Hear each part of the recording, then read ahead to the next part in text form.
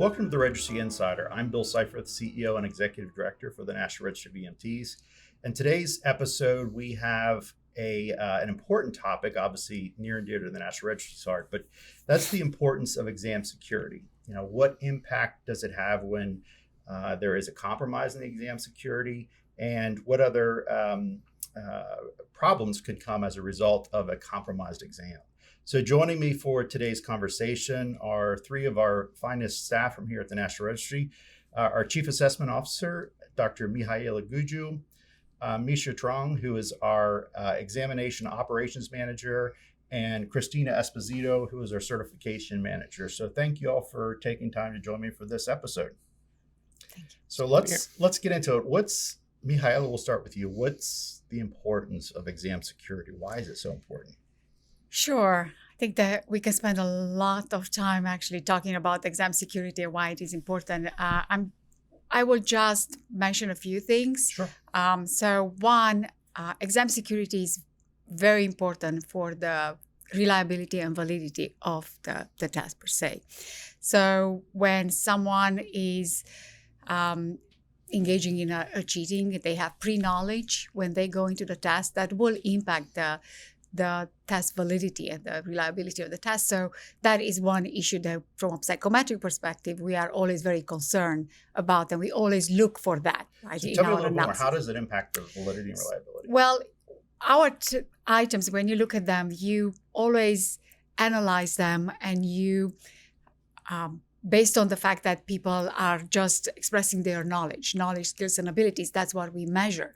When someone comes with pre-knowledge, for example, or someone else is answering the item for them, then those items that we calibrate them, that basically we determine that they have this X level of difficulty, suddenly will appear much easier than they actually are. And that will have an impact on the entire reliability and validity of the test. So the statistics of the items? Basically, yes, they will be impacted by that. And if we are not careful, we can draw different conclusions. We can retire those items. It just leads us in a very different way, right, than we would be looking at the test if people would just express their knowledge, skills, and abilities on the test.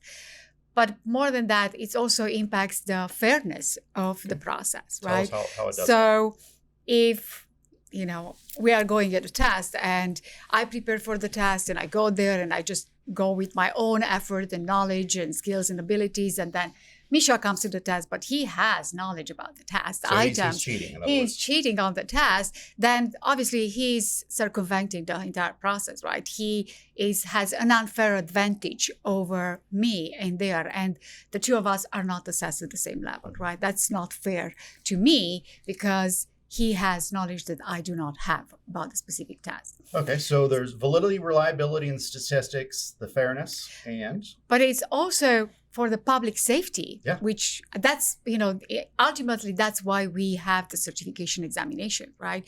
The goal is to assess entry-level competency, and competency is that piece that's so important. That's why the reliability and validity of the test are important, to make sure we assess the level of competency with accuracy, and that we make decisions to certify individuals who meet that threshold or are above it, and not others who are not yet ready to be in the profession, and safely and effectively practice, right? So when someone is cheating and they become certified based on someone else's knowledge, right, or based on information that was provided to them, pre-test, then basically they don't really have the skills necessarily to practice safely, and that will endanger the safety of the public. Absolutely. And, as a paramedic of 30 years myself, I will say that if I have to work with another paramedic or another EMT who has cheated, their abilities to work with me, it's compromising my safety as another fellow clinician too. Plus, it's compromising the profession, because they are out there a risk to the public, and that is not only potentially hurting the public, but is actually hurting the profession by lowering the standards and potentially providing harmful care to someone. So good overview as to why this is important. And certainly as a certification organization, we have to maintain certain standards. And one of those standards as it relates to that is we have a non-disclosure agreement that the candidates will agree to prior to starting the testing. And Misha, give a little bit of insight as to what that NDA is and the importance of it, and what are some of the questions that are asked on it.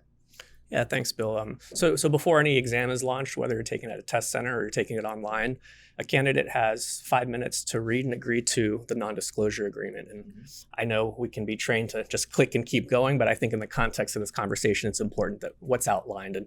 And essentially it says, this is what you as a candidate who are about to be exposed to content, what you will not do, discuss things on a public forum like a social media site. So you can't put something on Facebook about what no attempting to recreate content or posting about that. The second part of the NDA kind of outlines what the repercussions are, right? If it's a breach of your candidate agreement, we can invalidate your score, we can take away your certification, and in rare cases, also legal action can be taken because this is copyrighted info.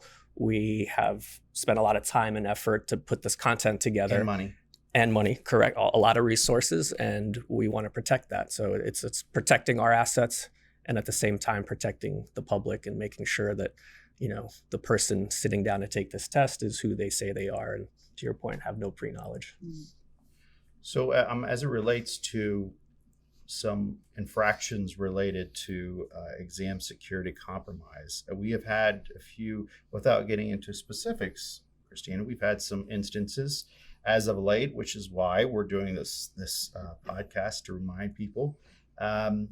And we'll get into kind of the high level overview of how we do detect this, and we will go after you. But can you give some specifics as to what we do potentially from a civil perspective and from a criminal perspective if someone is caught cheating, in particular compromising any items? Yeah, I mean, pretty much our disciplinary action policy gives us the ability to do a thorough investigation of each incident that's reported by either a testing vendor or just a anonymous complaint. We really look into it.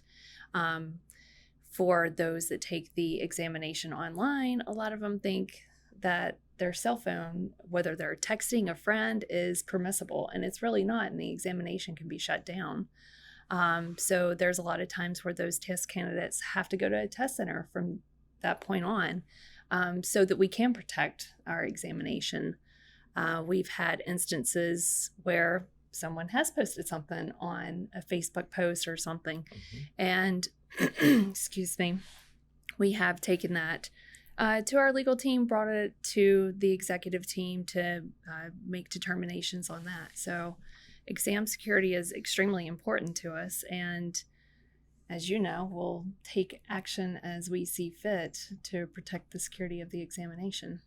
And from a actual factual perspective, one thing that I will share with our audience is over the last, I'll just say year, we've had numerous instances where through our technology, which we'll get a little bit into in a minute, but where we're able to detect either cheating, attempt to copy items, and or giving candidates an unfair advantage ultimately. And without hesitation and without reservation, we have and we will go after people civilly. We have filed suits in federal court to stop the cheating, and if it's possible in the state, we will go after the person criminally, by working with local prosecutors. And I say that not to get fear in anyone, but to reinforce, getting back to what Mihaela was stating earlier, a compromise in the examination is a compromise in our mission of ensuring protection of the public by the assessments that we offer and that the candidates will complete. So we take our role, our mission very seriously. We will go after them civilly and file civil lawsuit against them to stop them. And then we will go after them criminally if it is warranted in that specific state. So it is something we take very seriously.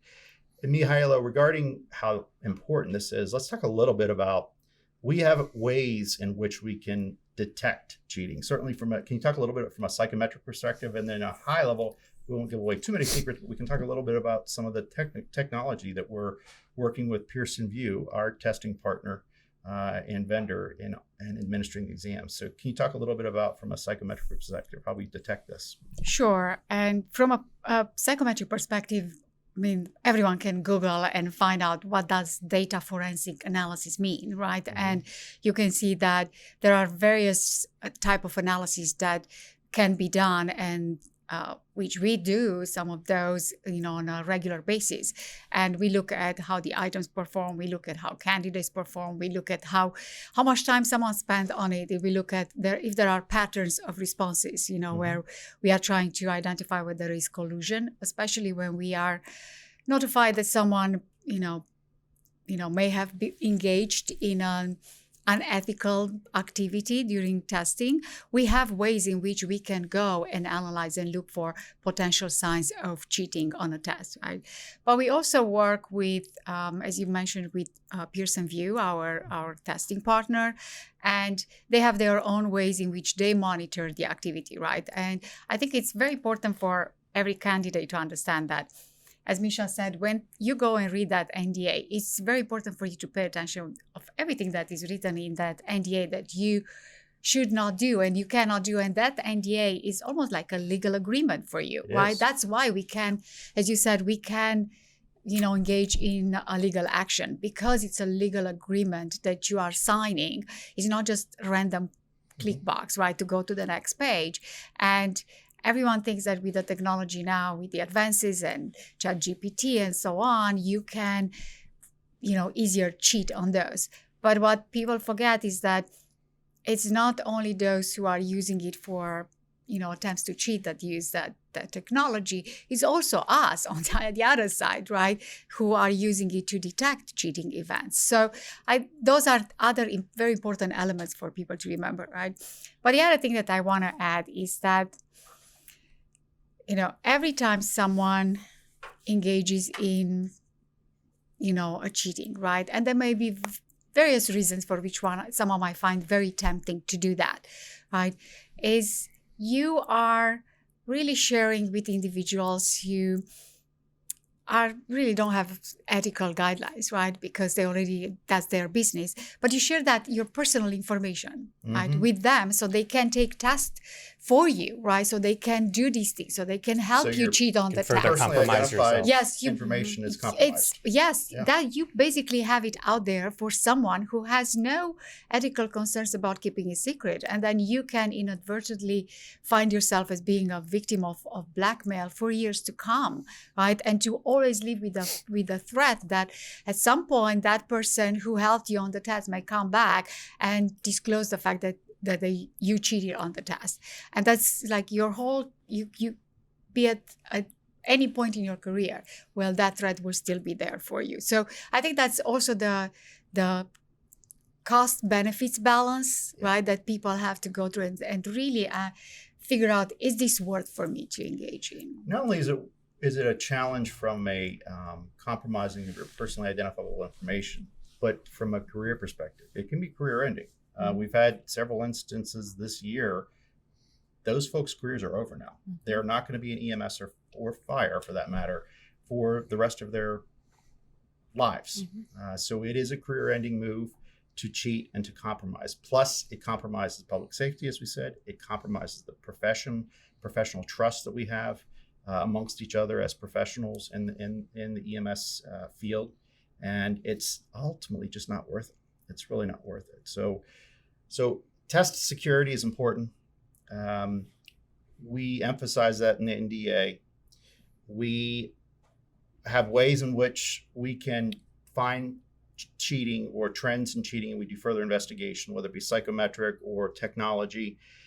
We will go after people from a civil perspective, from a criminal perspective, and also from a certification perspective, where we will revoke their certifications, deny their certifications, and potentially provide other infractions against their certification that could be career altering or if not career ending. So it's ultimately not worth it. So anything else to say as it relates to exam security other than the importance of it and everything I just highlighted?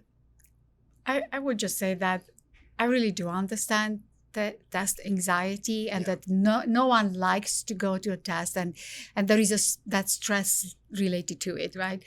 But as I said before, you really have to consider what's at stake and whether it's worth for you to live with that constant threat of someone else coming and telling that you have cheated on it. And you are trusted as an EMS clinician with so much trust, right, to go and care for patients out there.